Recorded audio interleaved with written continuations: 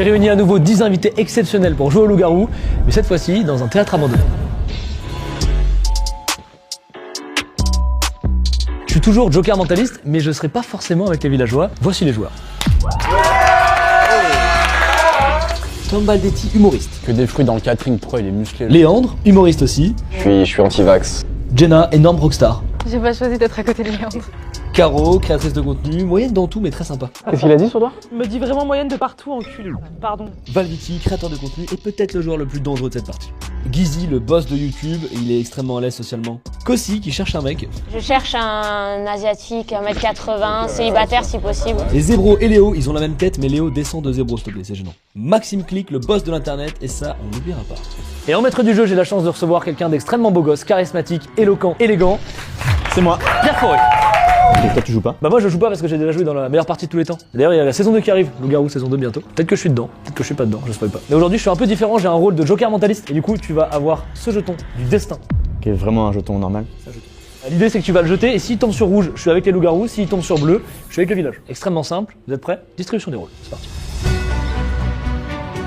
Voici les rôles qu'on a choisis pour cette première partie. Vous allez tous les connaître et vous inquiétez pas si vous n'avez pas tout en tête maintenant, on vous donnera toutes les infos pour suivre pendant la partie. Mais les prochaines, ça sera évidemment légèrement différent, vous verrez.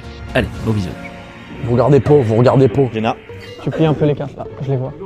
Et vous faites quoi? Vous tryhardez ou vous rigolez? Là, ce qu'on fait, c'est qu'on ne parle pas, perso. On t'évite au plus. Je suis pas le joueur. C'est vrai. Mais j'aurais pu, j'aurais adoré. Ah, il joue pas Charlie, merde. T'as pas écouté du tout. Non, attends, t'étais premier degré? Non, mais tu vois là, à partir du moment là. Non mais c'est bon, toi t'as le jeton, mais je La croyais que règle tu est jouais simple, quand même. bah moi je vous analyse et à la fin j'interviens, je donne mon avis. En gros, quand le zoom il est gros, c'est qu'il est sur nous. Donc là, pleine pipi. Prendre l'élan. Première nuit, le village va s'endormir. Tout le monde va donc fermer les yeux, s'il vous plaît. Pendant cette première nuit, la première personne qui va se réveiller, c'est le ou la voyante. Il me demande la carte de la personne qu'il souhaite examiner.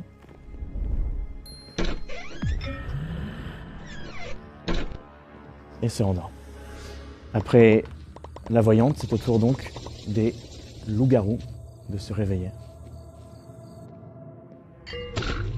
Ils se regardent, se reconnaissent, et puis m'indiquent la personne qu'ils souhaitent éliminer. En se dépêchant. Les loups-garous peuvent désormais se rendormir, et à leur suite, c'est la sorcière qui se réveille. La personne qui a été éliminée est